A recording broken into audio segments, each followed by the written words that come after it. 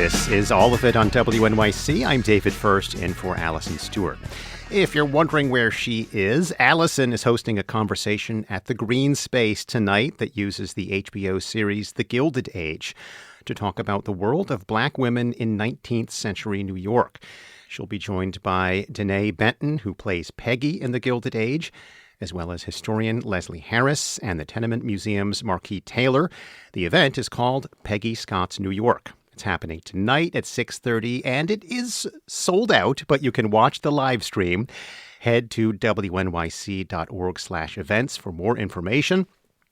So now let's get this hour started with tiny gardens everywhere.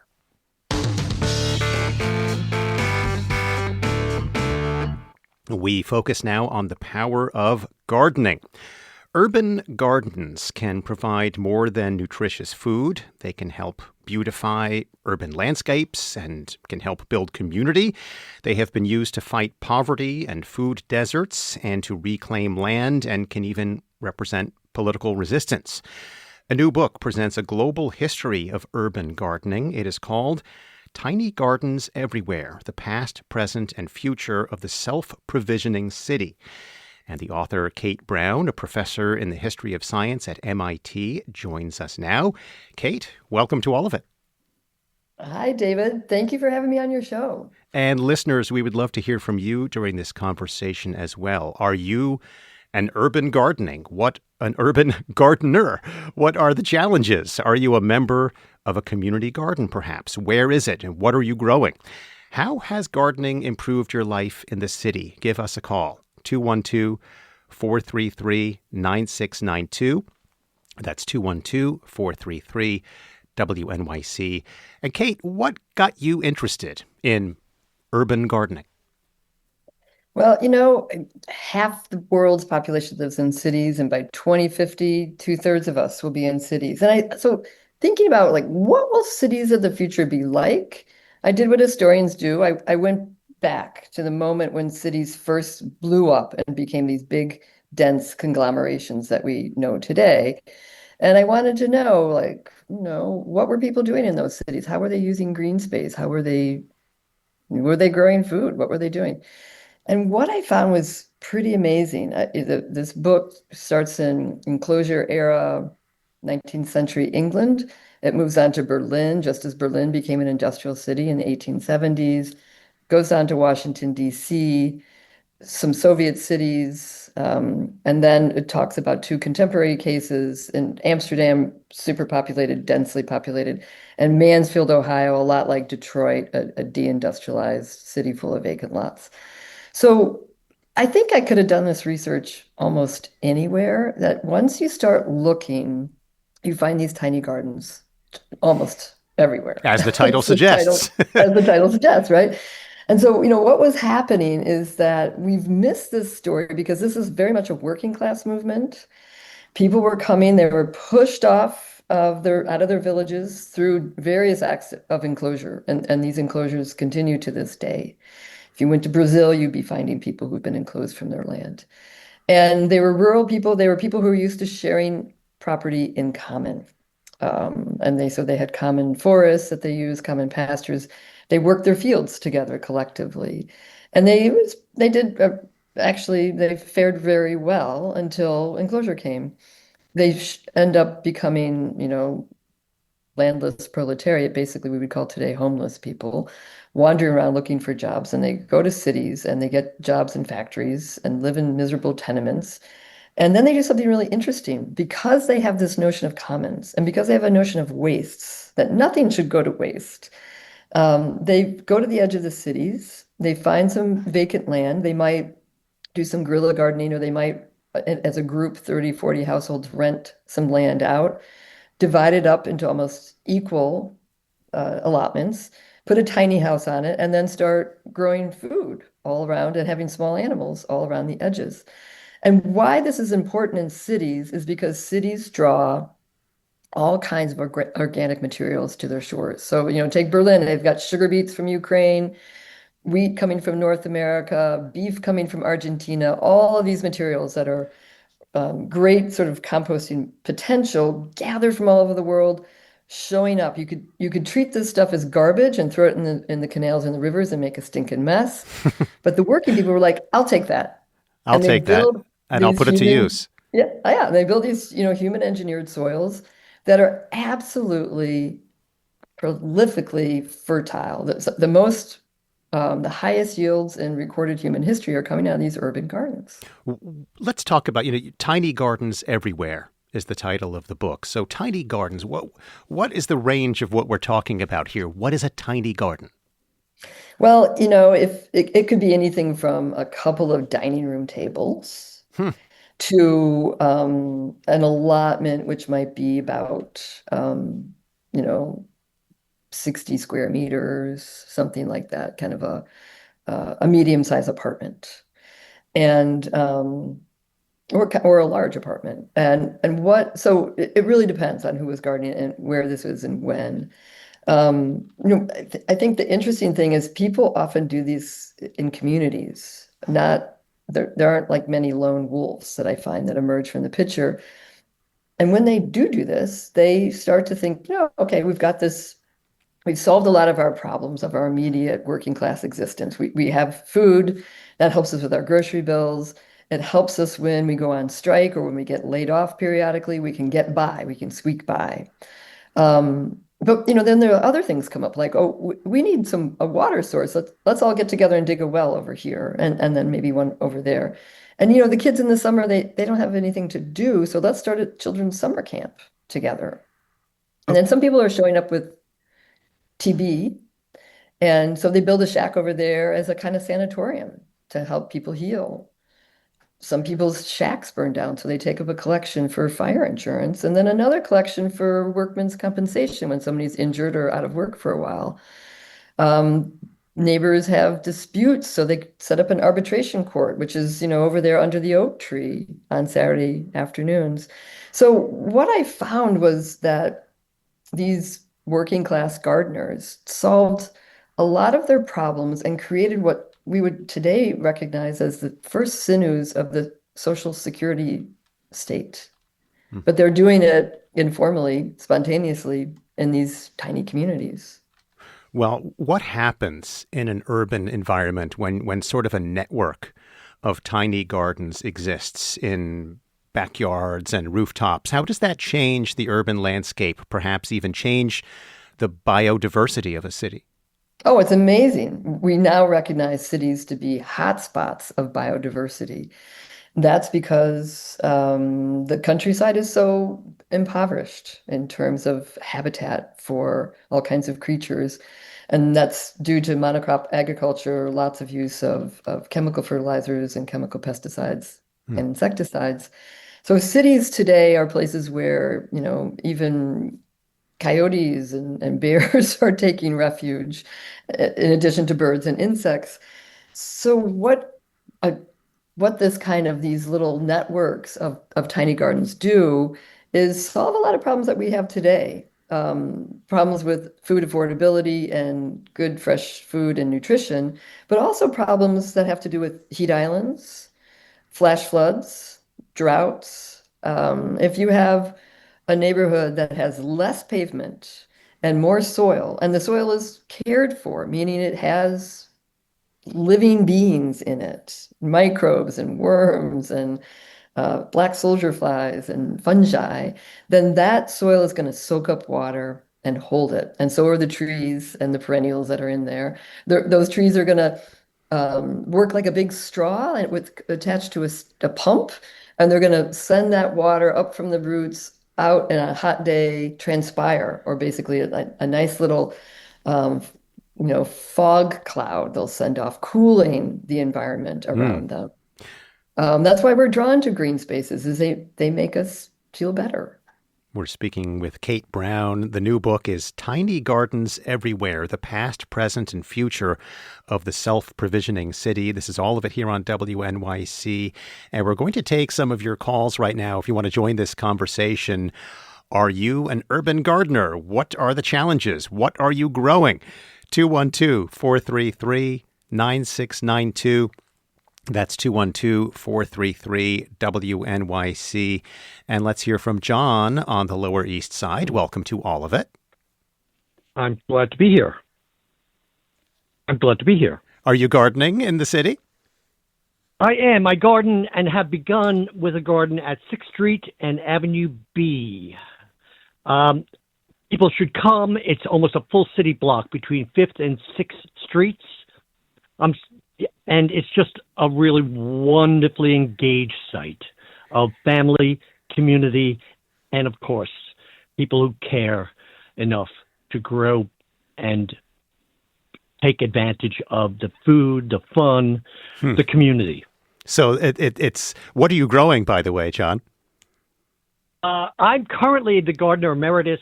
There's a group of us who began the garden back in 83, 84. And I was engaged back then for about 20 years.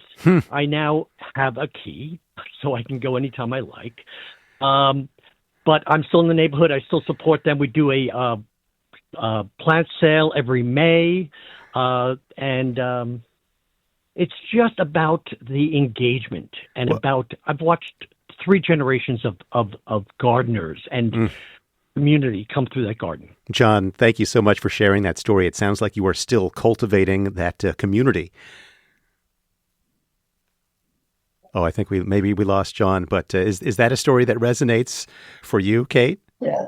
Yes, most definitely. And I especially find the intergenerational story really interesting. There's a story I tell about Washington, D.C. in the 19 teens to the 1950s, when people were coming up from the South through the Great Migration, and at a time when the city leaders, who were mostly congressmen, Dixie Democrats, were trying to segregate the city that had been integrated and push Black residents to the margins of the city. And there was one margin east of the Anacostia River where it was safe for Black people to buy lots. And they could buy, on former farmland, a 10th acre lot. And what we found is people bought not one lot, but from 2 to 6. And then they would put a tiny house on it and they'd start gardening all around it. And they get some chickens and they get some hogs. Both kinds of animals are banned in the city, but there's tens of thousands of them that the USDA is counting in their census. And the city leaders ignored this neighborhood. There was no infrastructure, no running water, no sewers, paved surfaces, no garbage collection. Structural racism at work. But this is what people made of that. They were like, okay, no paved surfaces. That's great for our fruit and nut trees and our berry bushes. Photographs from 1949 of this neighborhood looks like a village in Ukraine. Fences up to keep the chickens in, places for the hogs, all kinds of gardens. And so what they're doing is they're using the hogs and the chickens as biodigesters to take the garbage, turn it into fertilizer. They had toilets outside, privies. They would use the night soil, compost it, turn it into fertilizer. And they built these incredible gardens so that when historians went and asked in the 1970s, hey, how did you get through the Depression? Did you have jobs? Oh, no, we didn't have jobs. You couldn't buy a job during the Depression. But we did have our gardens and we ate from them and we sold off some of the extra and we could pay our mortgages. So what we found was when you looked in the Recorder of Deeds is that these poor Black neighborhoods east of the river had the highest rates of homeowner occupancy in the city, matching those where the fancy diplomats lived. And so that's pretty amazing. Millions of white Americans who enjoyed federal subsidies were losing their houses while these Black residents maintained theirs with what I would call a vegetable-powered wealth. That was multi-generational. It really only fell apart when the city decided to put public housing there in the late 1950s and basically condemned the existing housing that was there. I want to get to another call in just a moment, but Kate, is it surprising how much you can grow in a tiny garden? Incredible, right? What farmers out in the fields always have problems with is fertilizers. How do you have enough inputs? How do you keep your soil healthy so that it feeds the plants? Unfortunately, industrial farmers dump a lot of chemical fertilizers on the soil, and that basically makes the plants kind of independent. It kills off all the other life in the soil. And so, but gardeners don't do that. They just take what cities serve up in abundance, which is kitchen scraps and beer mash and pulp from a sugar beet factory. They compost it, they throw it on top of their soils a couple of times a year.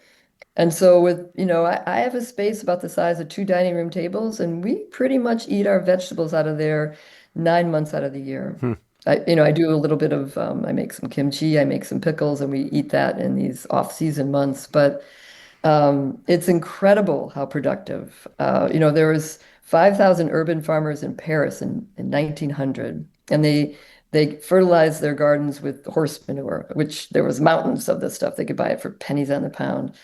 And they fed 2 million fruits and vegetables to 2 million Parisians with a surplus to go over to London.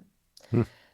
Just incredible. They had the 300 kilometers of orchards lined up against hot south-facing walls. They called them wall orchards.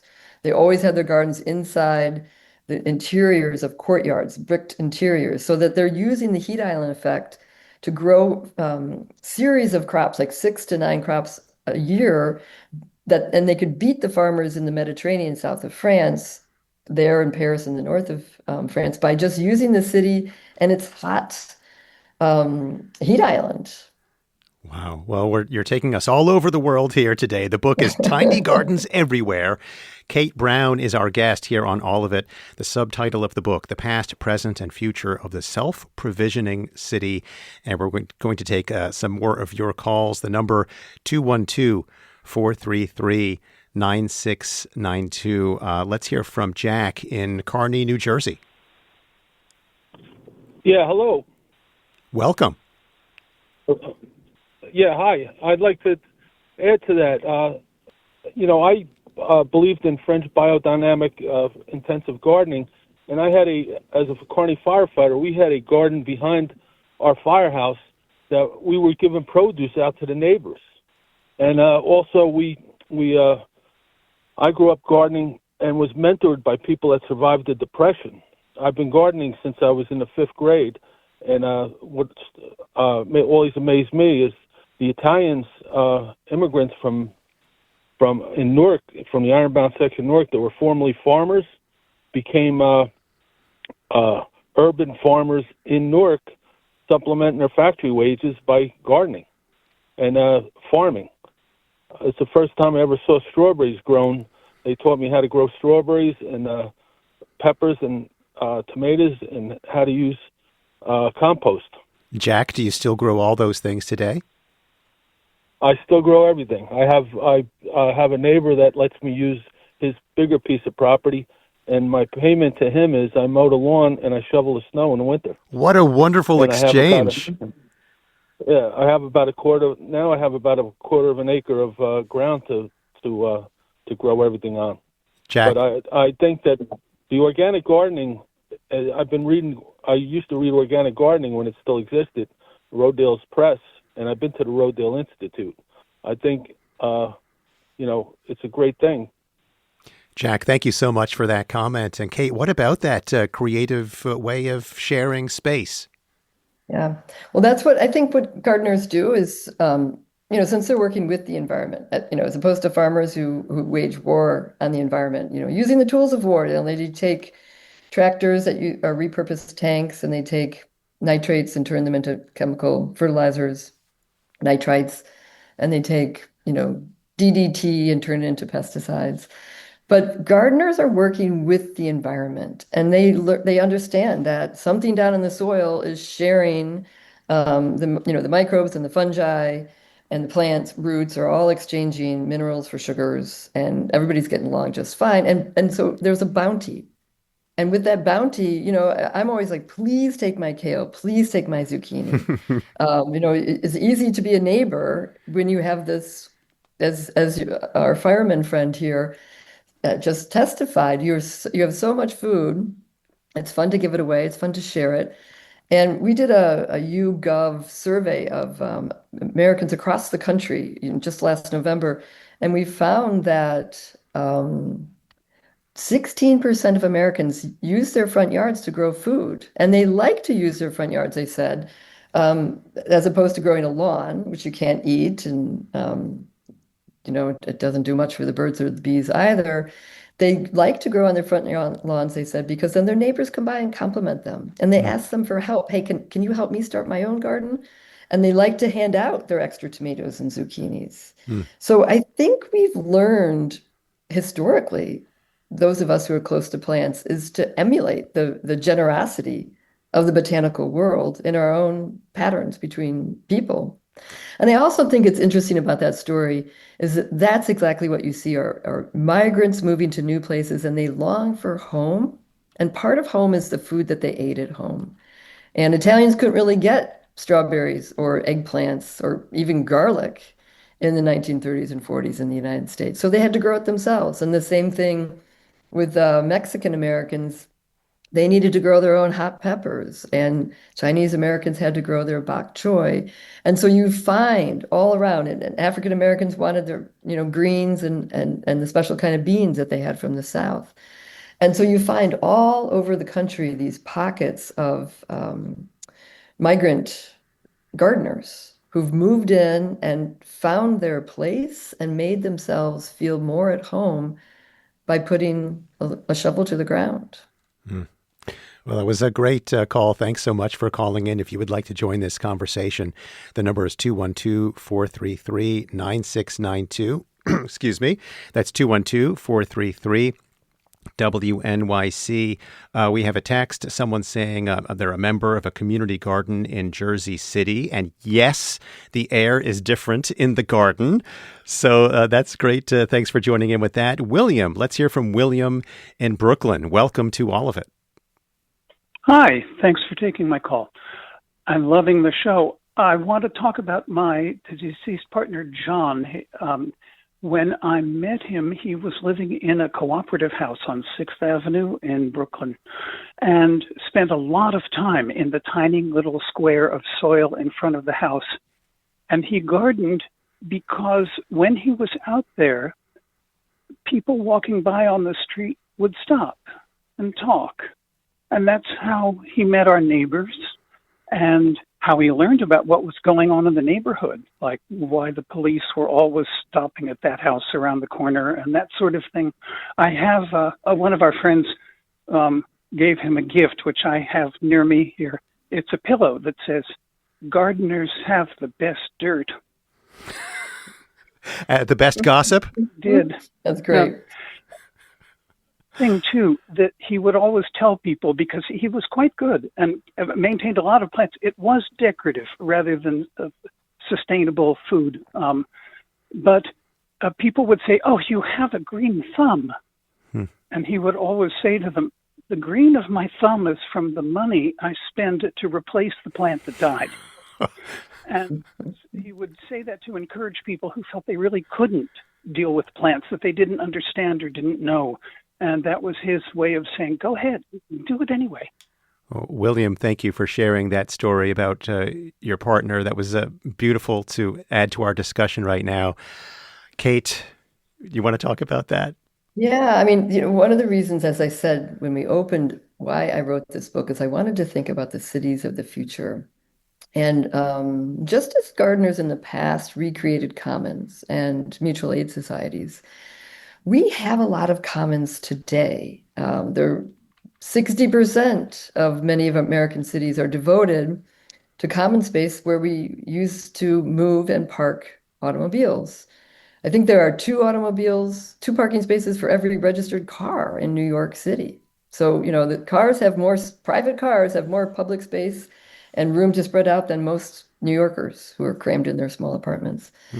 So what if, as we move more and more to carless cities with our electric people movers and our better public transport, what if we asked our city leaders, rather than working as real estate developers and selling off our public land, and we have that trend of the privatization of public lands throughout our cities, if we asked if we could have that public land in the form of green space. So instead of curbside parking, we had curbside allotments.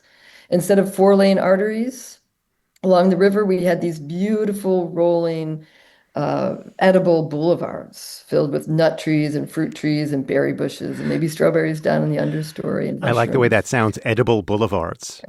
Edible boulevards, right? And then, like, say, Dave, you don't really like to garden, but I do. So I say, Dave, I'll take your curbside plot and I'll share with you whatever I grow. And so now I'm out in the front yard, like this gentleman's partner, all the time. And neighbors walk by and, I give them this or that. You want some basil, you always have too much basil. And then you come out and you see those really orange carrots I've just picked and you want one. You want to eat it right away. So you take a bite and now you've just imbibed the microbes from my hand, the microbes from that soil, which I also have a part of in my body, and we start to sync up microbially. Our gut and our skin microbiome start to match a little bit more. And scientists have found that people whose microbes are matching get along better. They can come to agreement better. And you think about how humans have evolved to give each other a kiss, shake hands, hug one another, share a common meal and dip their hands, break bread and dip their hands in a common bowl. We have learned that by sharing microbes, we can create communities and we make friends. We're talking about gardens, but we're talking a lot about community and connections. And we have a text here following up on what we've just been hearing about. Someone saying, I took care of our tree pits and planters in front of our building on the Upper West Side for years. And the best part was the connections it fostered with neighbors and passersby. And oh boy, let's take one more call. Let's hear from Chris in Brooklyn. Welcome to All of It. Hi. Yeah, thank you so much for talking about the microbes in the soil. I've been a gardener here in Brooklyn now for 30 years, and we have a garden over on Hart Street. And Heaven's Gate Garden, we do a lot of outreach programs with the children at PS 23 and local businesses. We grow a lot of vegetables and fruit. We have pear, apple, peach, all the berries you can imagine. And but we do a lot of work with the soil, and I really like how she was talking about that community connection that the soil brings. And we just, it has transformed this neighborhood. It was started about 30 years ago, this garden, and then I took it over, became the garden rep about 14 years ago, and had just, really, it's my go-to place. And it is just, it's amazing. Compost, we have solar-powered irrigation. We got a big workshop benefit with the bike plant to benefit and give away bikes to, immigrants who don't have and can't afford a bike. Wow. So that's in April. So, yeah. Chris, you're busy. Thank you. Thank you so much for joining the discussion today. And just to wrap up here, Kate, if you're going to give someone a quick, maybe you want to get involved in a huge degree, you're not sure how to start. What's a very quick and easy way to get started with an urban garden? I think the first thing one should do is find a gardening friend to join you. That gives one courage. And then just find a spot of land. It might not be yours. It might be public land. It might be some little edge. Maybe it's a neighbor and your neighbor isn't using it. Maybe it's a community garden. And then off you go. As I say, you just need the space of a size of a dining room table. It could be some containers on your back deck. But once you get going, it's very addictive because it feels so good. And Juliana Fonda, our engineer, has sent an image in here. Looks like it's a container on the fire escape. Is that right? So there you go. There's a quick way to get involved. The new book is Tiny Gardens Everywhere, and we mean everywhere, the past, present, and future of the self-provisioning city. Kate Brown, thank you for joining us on All of It. Thanks, David, for having me on your show.